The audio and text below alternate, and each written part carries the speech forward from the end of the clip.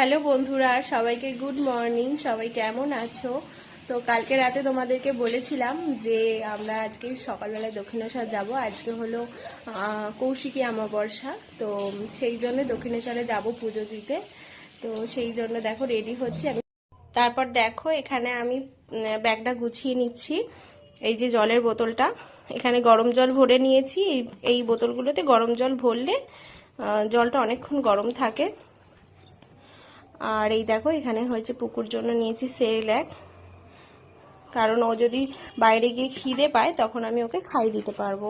আর এই যে দেখো ওর জন্য নিয়ে নিয়েছি দুটো হাগিস, একটা পরেই নিয়ে যাব আর দুটো ব্যাগের মধ্যে নিয়ে যাই, তাহলে ওর যদি কোনো সময় দরকার লাগে তাহলে ব্যবহার করতে পারবো।